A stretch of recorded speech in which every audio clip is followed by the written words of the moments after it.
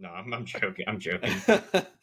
Welcome to a belated edition of Chocobo Chasers. As always, I'm G, and I'm joined by the Chocobros. How are you guys doing tonight? Doing good. Rush. Good to hear. As always, be sure to like, share, subscribe wherever you get your podcast. We appreciate everybody listening in. We know it's been a little bit.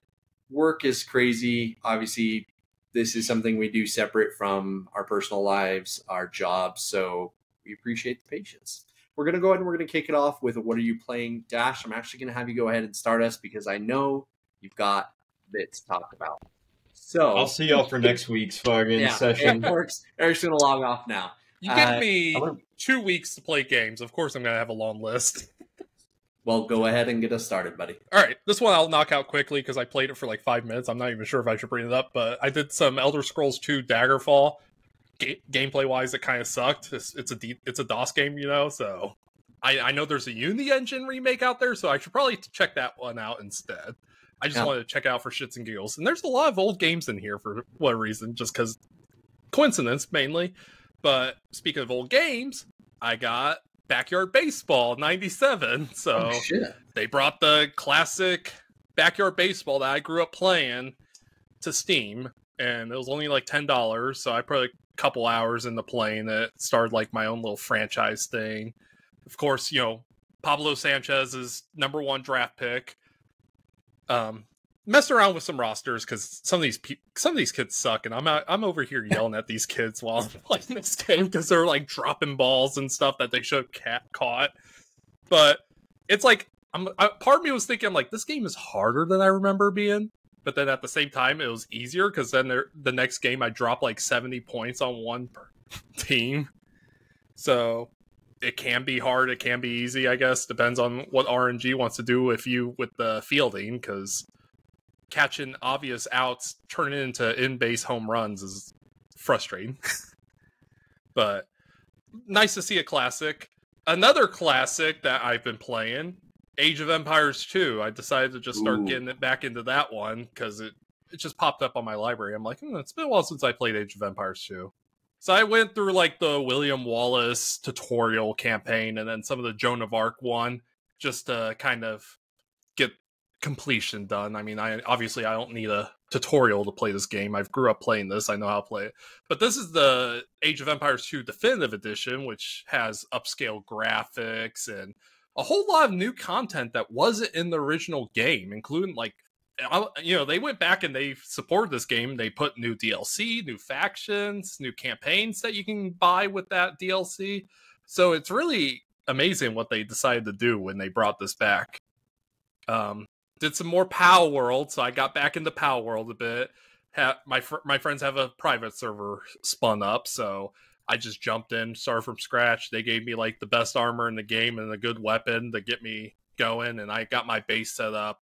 They gave me a POW that you can put in a ranch, and it'll just like produce arrows, money, and the POW spheres, not the Pokeballs, which apparently is now the subject of their lawsuit from Nintendo, because apparently you can trademark game mechanics like that. But how is this game not like just such a blatant ripoff? I have no idea. Another classic I've been playing, I downloaded on my PlayStation, and I've been playing some Prototype. So Prototype is the game that I guess you could say Prototype walked so that Spider-Man could run, kind of thing, because, you know, it has the same kind of basic open world premise. You know, it's New York, so there's a lot of similarities in some map design and stuff, and maybe even some movement with like kind of like the gliding and the running around and parkour and stuff. But I mean, it's a fun game. There's some stuff that kind of aged poorly, I would say, gameplay wise, but it's a fun game. I mean, I haven't played it since it first came out, like, so that's a good maybe over 12 years since I last played it. I might run through this second one after I'm done. What's the second one? Never even bothered with it. It was different. So, you know, different protagonists. They really changed up the gameplay and the map a bit. Mm-hmm. And so the mod mechanics. I didn't play it to completion, so that's something I want to change at some point. But I feel like technically it did play better because like the AI in Prototype 1 is horrible. Like you could just walk around the corner, shapeshift, and then it's like they don't care. They'll like they stop chasing you at that point, and you can like I love the mechanic of just being able to absorb anyone and doing the whole just disguise stuff. But like it's so easy to cheese it because you could just like stealth absorb people right in front of someone else and they like don't even care. Or like you'll be or like sprinting around and jumping 100 feet in the air doesn't set off any alarms for these troops watching you do it. But the second you attack them or do something else, they'll actually aggro. But it is what it is. It's a game of its time, but it was a good game for its time. I know I got like my little collectible figurine of Alex Mercer somewhere over there from the GameStop pre-orders when that game first came out. I saw those Game of Thrones books on the bottom over there by your pillow. Oh yeah, and I should also show off there's the Bloodborne complete guide that came from this. It has everything you need to know about Bloodborne, so it has like all the lore, all the maps, all the items, enemies, all that data is in there. It's like 600 pages. I pre-ordered that months ago, and it finally came in the mail in the past 2 weeks. Let's see. I think I got a couple more games. Did Hades 2, they just did a major update for Hades 2. So I finally actually reached Kronos, which was a big step for me. I haven't beaten him yet, but I'm working on it. But it looks like with the new update, they've really focused on the Olympic part. That's why it's called the Olympic update. So they've added like Prometheus as like I think the final boss in that area. And Ben Starr plays it. Yep, that's another big one.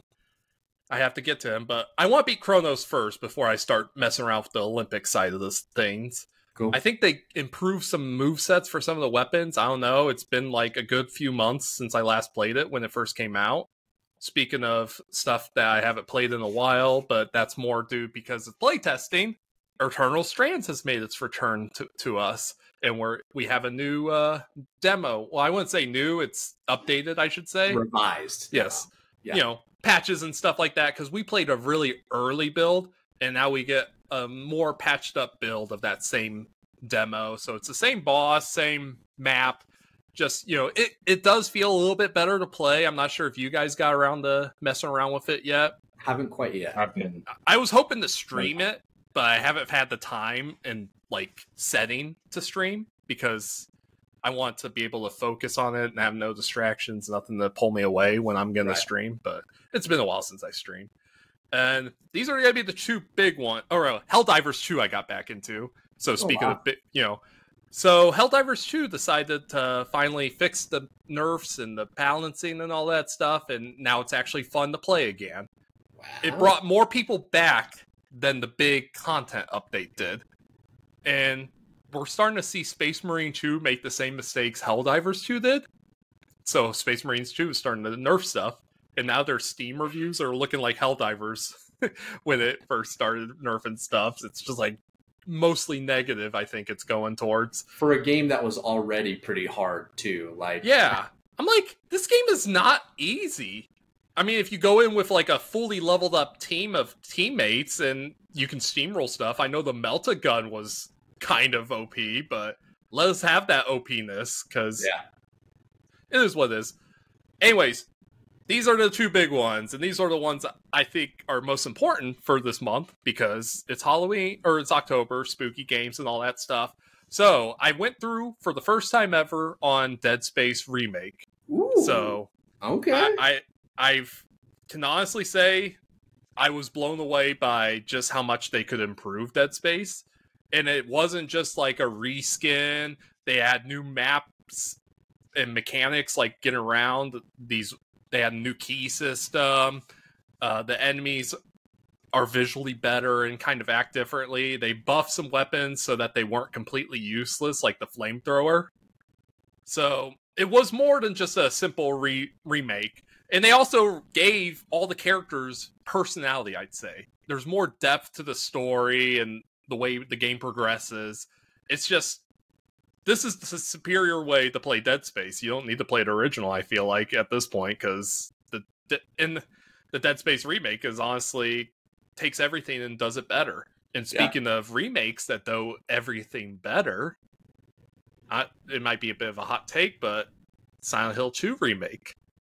Really, really impressed by what I've already completed it, so I need to go back and do a New Game Plus playthrough at some point, but I was blown away by Silent Hill 2. I know we can definitely dive in much more later. I'm sure G, you've gotten to play it at this point. Yeah, we'll talk about it here in just a sec. Yep. I'll go after you and we can dive in. I got the drowning ending, so it was a bit. So I actually have never completed Silent Hill 2. So not even the original. Not even the original. So this is a very first experience for me. So you've played the original at least? I have played like bits and pieces. Okay. And I have to say, like, Blooper Team, you know, they might have made some bad games in the past, but I think they've proven the haters and the doubters wrong. This is like, if I had to do like an Elite Four of the horror game remakes, it's Resident Evil 2 and 4, and now Dead Space remake and Silent Hill 2. Those are like the best like horror remakes I've played. Yeah, like of all time. Like they're that good. Yep. I know some people, you know, there's some stuff that maybe some people preferred about the original Silent Hill 2, but honestly, I can't think of a single thing I like better in the original than the remake. And I mean, that's the sign of a great remake. Yeah. In what was already like a insanely popular game to start too. It's not like you remade a game that, you know, wasn't. And it was completely faithful. Everything was there. There's homages to the original, like these visions of the past kind of stuff. But it really took the gameplay and modernized it so that it's not this clunky tank controls, swing a, you know, wood plank at your enemies. Plank, yeah. No, I think that's kind of a perfect encapsulation of it for sure. And that was my week, or my 2 weeks. Your 2 weeks. So I'll go ahead and I'll start us off. And I'll actually start off with Silent Hill 2 so that we can keep that conversation going a little bit. So I've played Silent Hill 2, as I mentioned. I've never finished the original game, so I have no idea how this is all going to end. I have to play this game in like 30 to 45 minute blocks because I get so much anxiety playing it because it is so terrifying. I love horror movies. I love horror games. This game is so scary. The ambiance and the environmental design, Bloober absolutely just nailed it. It is so good. Like I literally can't say enough good things about it from that perspective. It definitely sticks out as one of the best horror games, one of the best horror remakes of all time. I'm very excited to, you know, hopefully finish it by the time we meet next week. And we'll have to see what happens. How far did you get? I'm in the apartments, but I'm almost done. So you haven't gotten to I'm in the prison. other world Yeah. Apartments though. So I'm on the scarier end of that part, but it just kind of just ramps up from there, obviously. Yeah, so I'm not excited. But it is, it's incredible. I literally have no bad things to say about it thus far. In addition, I have played a lot of Deadlock. Talked a lot about this game. Really enjoy it. Instead of definitely getting my my MOBA gears kicking a little bit. In addition to that, I have also restarted Life is Strange. I've talked a bit about this game in previous episodes. It's one of my favorite games of all time. I love, you know, for somebody who's never played it, basically you're a teenage girl who discovers that she has the power to rewind time.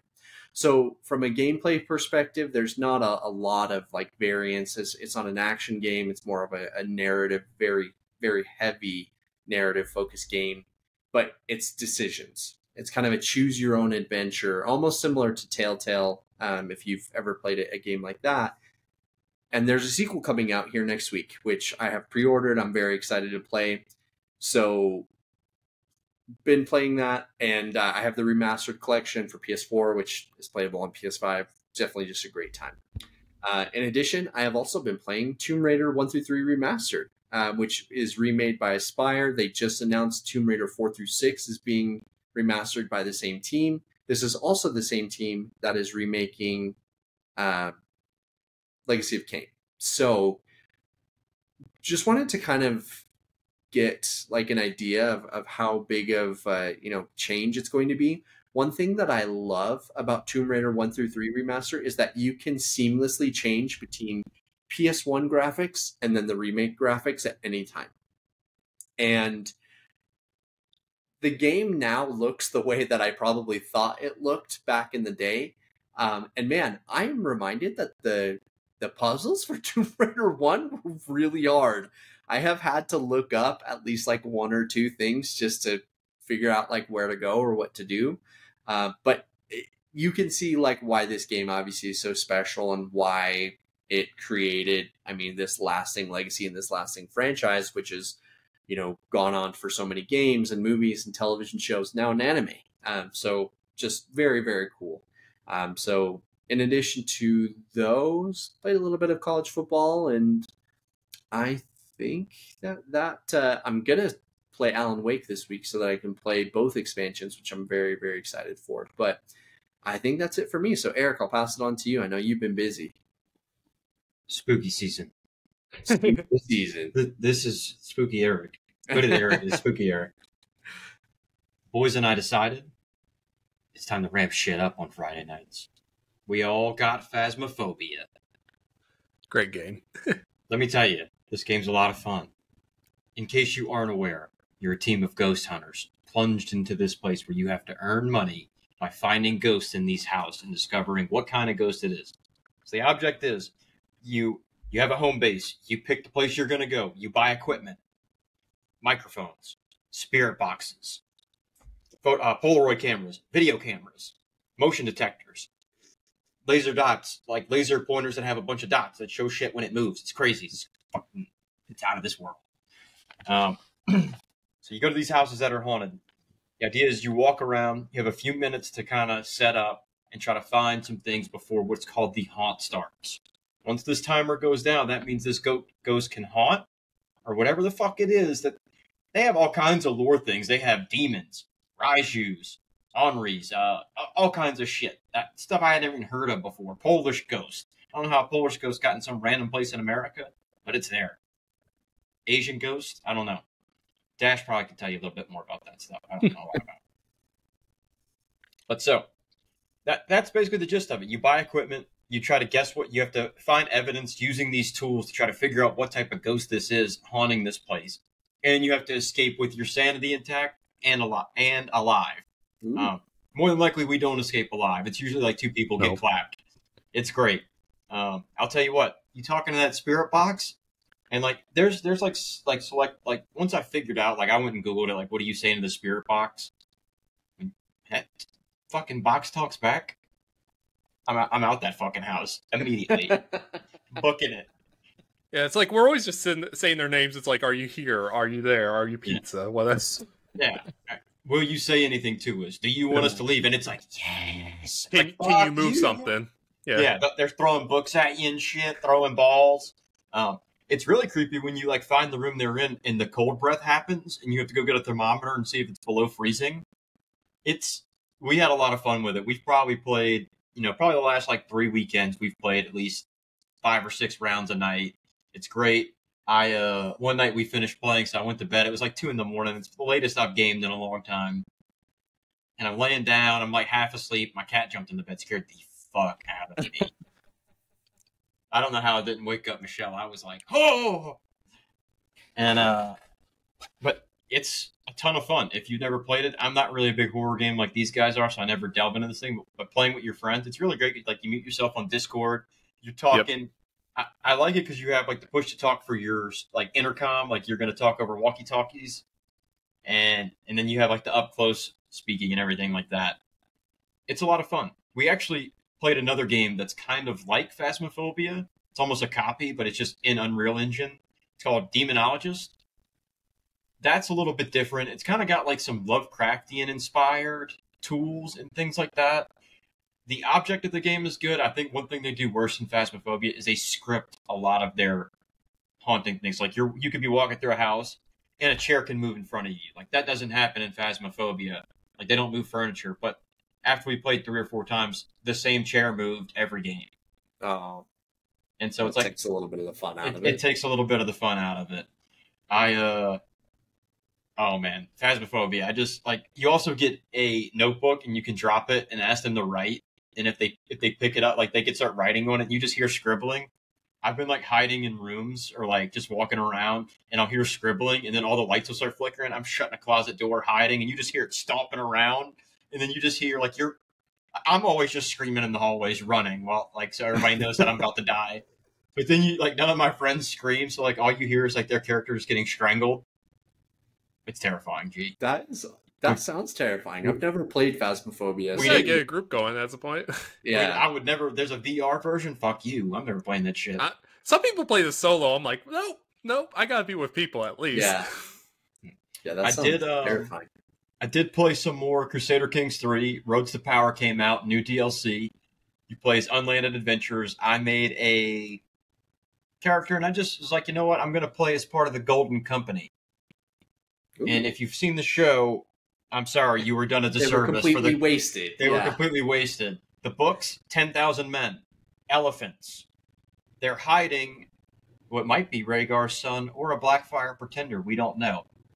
I rode with that Blackfire pretender. Homie Young Griff, we went. Got dunked on by Bobby B. It wasn't pretty. Fucked us up. And that basically ended that campaign. I had no kids, so I just like, all right, fuck it. We'll play another one. So I played another one, and you know what? Single player Crusader Kings, I'm cheating my ass off. I've got a ton of dragons in this next one. We're going to burn some shit. We're going to have some fun. If they ever put the White Walkers in here, they're not getting past fucking the wall. Rose just turning it into Rain of Fire. Great movie, by the way. Matthew McConaughey. That ending. How about anticlimactic for that, huh? Yeah. It fit though. It was great. It was good, very good. I'm trying to think what else. It's really just been that. Played a little bit of Valorant. Played Counter-Strike for the first time in a while. We got shit on. Ooh. We got absolutely dunked on. That was not fun at all. So I'm not even gonna go into that one. but Phasmophobia has been a ton of fun. I like that a lot. Did play some Hell Let Loose as well. That's just chaos. 50 versus 50 World War II settings. If you've seen Saving Private Ryan, like you can play it. You could play a match on Omaha Beach. You could be the Nazis just mowing down allies as they get onto the beach. It's a fun game. But Phasmophobia is total, like, to me, recommend. Buy it. Have fun with your friends. Get drunk and play it. Hell yeah. Well, let's get to news. Obviously, it's been 2 weeks. We have missed a little bit of stuff going on. We're not going to dive into every single little detail of everything that's been going on because that would take hours. And we'll just highlight some of the stuff that we've seen. And also, I wanted to shout out, so our Discord, which is open to anybody who's willing to join. We had a great discussion last week talking about some of the best horror games of all time. Next week's show, we're going to be doing a March Madness style bracket, and we are going to determine the greatest horror game of all time. So single game from every franchise. So that's going to be tough when we're thinking about like Resident Evil. Silent Hill has a few contenders, but it's going to be a fun time. So definitely make sure you're tuning in next week. Obviously right before Halloween too. So it just makes a lot of sense. But let's talk news. So I think this was like right after we recorded last time.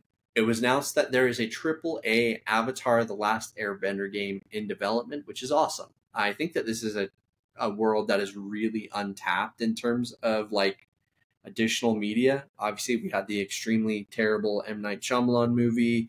We had the kind of classic, bro. It's better than the show. I've actually never seen it. It came out while I was in basic training. So it's bad. It's bad. Thank you for your... Wait, you served? I did. I was in the Army for 6 years. Thank you for your service. I know. Just wanted to do that. Eric's just an asshole today. So, no, but this is a game I think that a lot of people should be excited about. Obviously, developer and everything, it's going to mean a lot. But I think that this is absolutely something that, if done right, would be loads of fun. In addition, it was announced that Halo is officially moving to Unreal 5. We got some images. It looks very different, especially compared to like Infinite. And there's been a lot of rumors and a lot of like leaks coming out that Halo Combat Evolved is getting redone, which would be done in Unreal 5.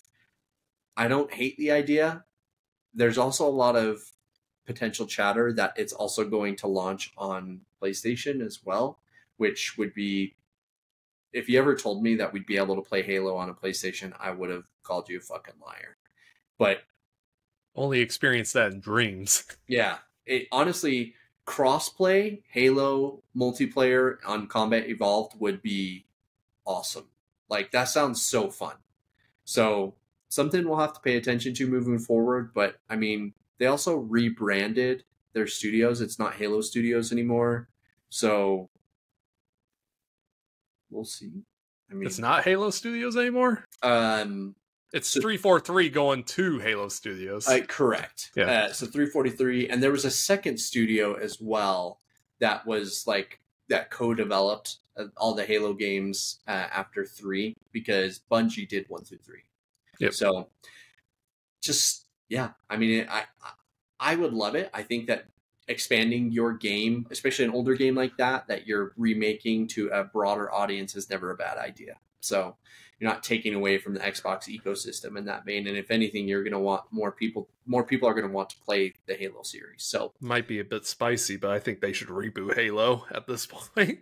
I mean, I don't think that's a wild take at all. Like, Infinite was met with, not the greatest reviews. Yeah. They have a cliffhanger ending. They said that the single player DLC was coming. Now it's never coming. It's just kind of been a mess ever since Infinite. Well, it's been a mess before Infinite. I don't even know what they're doing with the story. Just compounded all of that mess.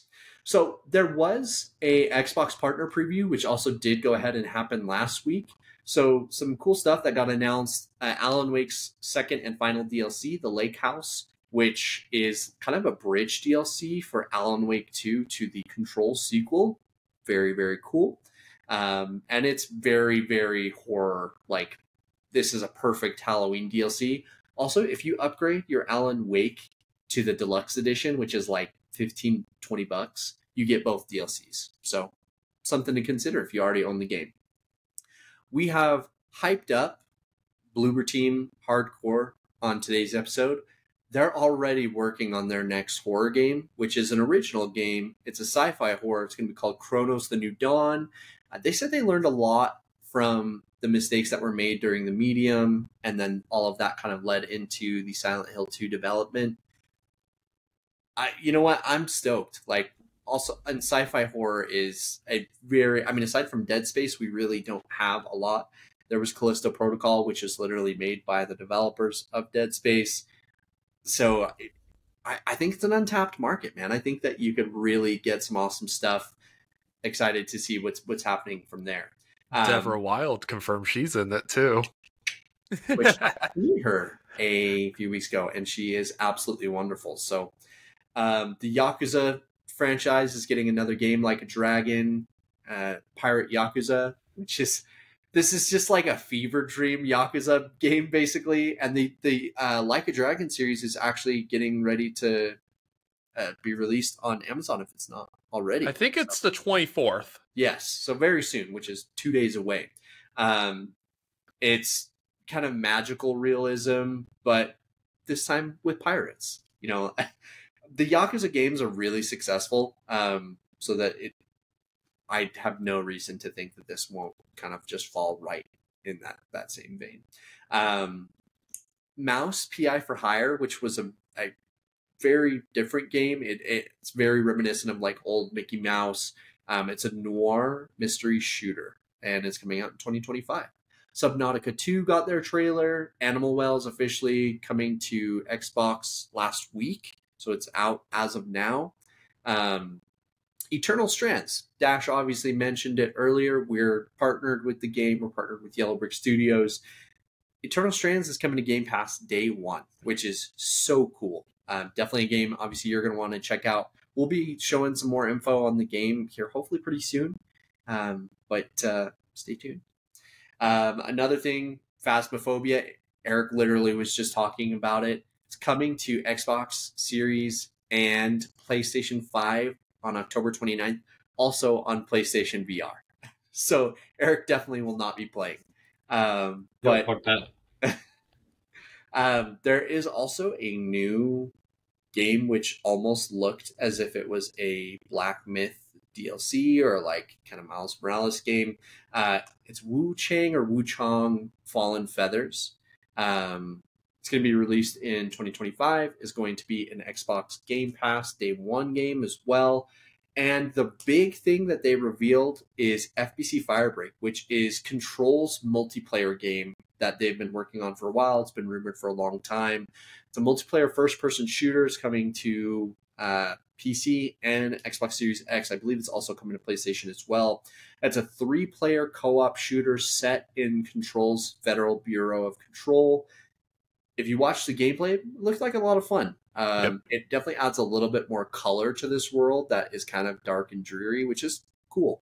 But that was kind of the biggest reveal. Eric, I know you didn't have a chance to check out the conference when it was happening. Dash, what was your favorite game that came from this? I mean, besides FBC, I mean, obviously we knew this was coming for a while, like you said. So a multiplayer game set in the same universe as Control and Alan Wake is always going to be welcome. I'm really excited to see what they were cooking over there at Remedy.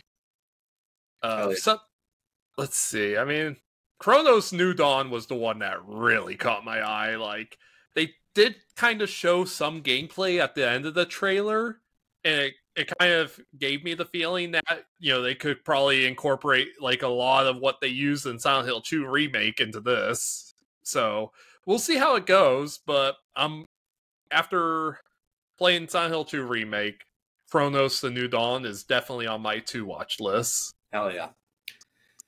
Well, now we get to shitty news, which unfortunately just feels like it's coming every single new episode. We're figuring out that a studio got closed or team got sheltered, something of that noise. And big surprise, we got some this week. It was announced that the Prince of Persia, The Lost Crown, which was easily one of my favorite games of the year, the whole team got disbanded. So the studio did not meet sales expectations for the game, and their sequel, which they had planned, was officially canceled. So that just absolutely sucks. I know, obviously, gaming is a business. It has to make money. But I do think that sales expectations are incredibly unrealistic a lot of the time for some of these studios, just based on, you know, what goals they had set out to initially set up initially. But this just, it's a shame. That game is truly so good. Like, I can't say enough good things about it. One of the best platformers. And additionally, it was announced that Tales of Kenzera Zhao developer Surgeon Studios has officially kind of gone on hiatus as of right now as they continue to look for funding for their next game. I do appreciate that, you know, they're not just going to close the studio, period. Like, obviously it sucks I'm sure that there's a team out there right now who's basically on redundancy. They're not able to work because there's no money. We don't know the internals of all of what's going on, and I'm not going to speculate.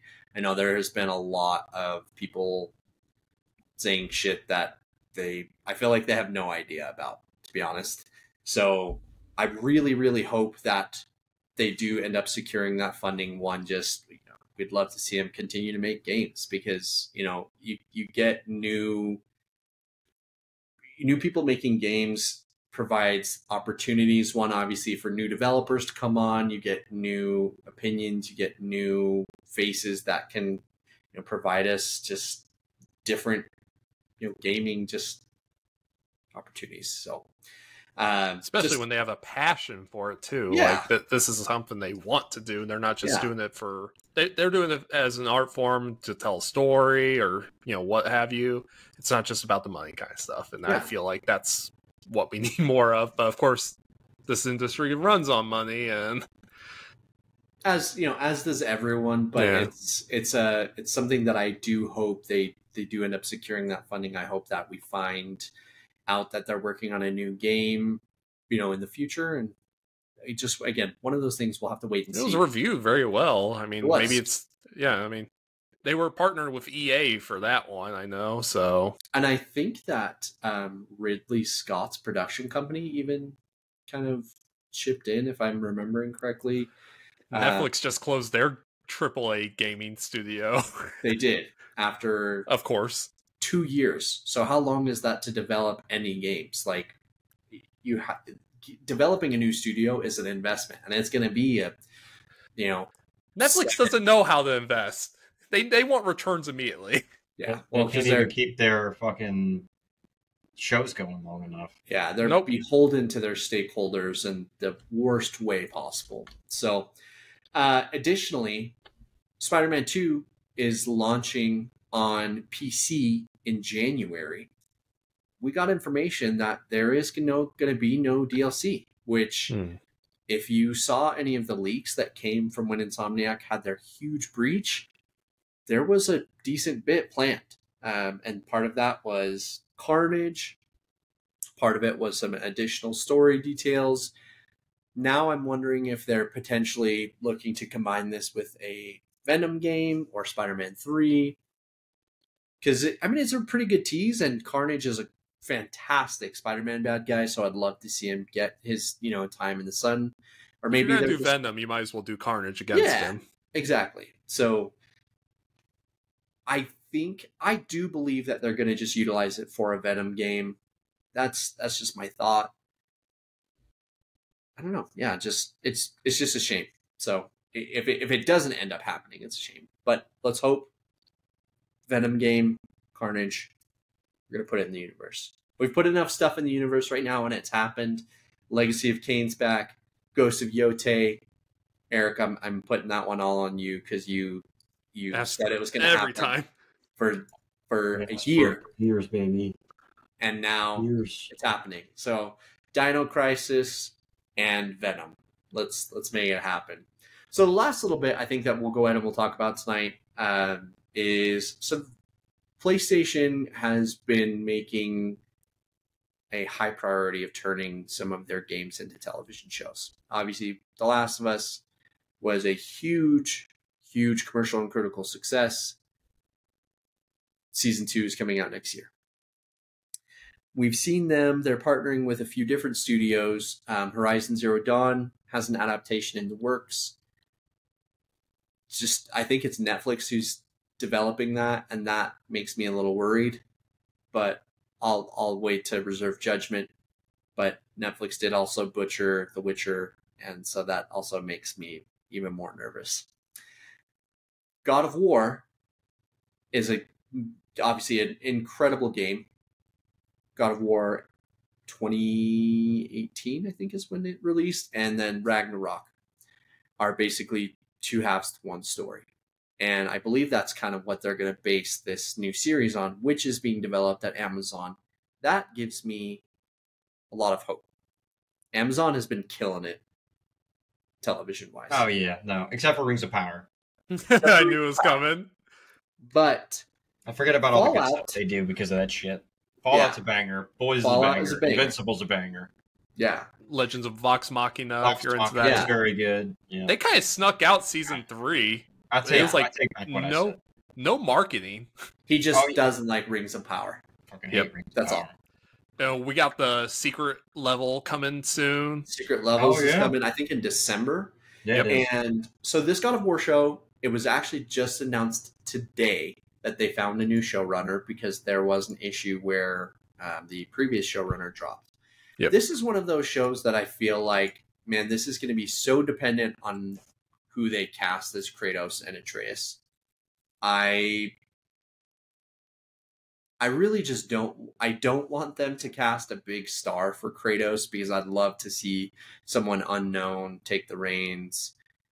But I do also feel like maybe they're potentially trying to get someone bigger so that Batista. They can... Give me Dave Batista. I was just thinking that honestly, like, that would not be a bad choice whatsoever. Have you seen how much weight he's lost? He's really slimmed up. My man would have to bulk up. He's an actually good actor too. Like, that's a big thing. Like, I And think I he just know- he didn't want to be typecast as these big, burly muscle men, I think. Yeah. So he's been kind of just slimming down, I think. But Kratos has some incredible depth as a character too. So it's not, you're not just playing some meathead. Would love to, honestly, that would be a great cast if they're going to do that, a big name. But like, my worst fear is that they end up casting like The Rock or something, and you know, this is going to be super shitty. The new showrunner is also I would not watch it if it's The Rock. the new showrunner is a Battlestar Galactica director Dash. So I'm more of a Babylon 5 guy, but I'll take it too. Battlestar Galactica's pretty top tier also. So we'll let's see. But yeah, I really just don't want them to cast anybody huge. Let a new cast, you know, kind of similar to, I always think back to Game of Thrones when it first launched, because you did have a few stars, but there was nobody who was like so groundbreaking. I mean, Sean Bean was a very well-known actor. Quite a majority of them are, you know, I think it's a British thing where it's more focused on theater over there than it is with movies and television. Yeah, I think that's a great way to look at it. But here's to hoping that they follow that same route. And I think that's a perfect spot to go ahead and end here. You guys have anything else you want to go into? Black Ops 6 this weekend. Oh, yeah, and it's free on Game Pass, which is the big thing here. Unless you're the more expensive tier of Game Pass, you have to be a Game Pass Ultimate subscriber to get it. Right. PC Game Pass is, I think, already Ultimate by default. I don't think there's a cheaper option for PC Game Pass.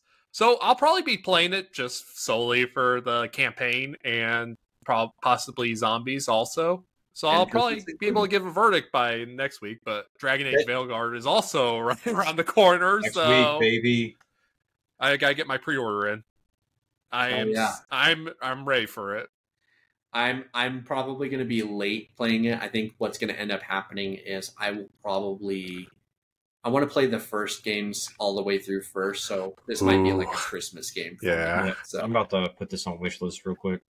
And also, I'm sure you guys saw it because I probably shared something.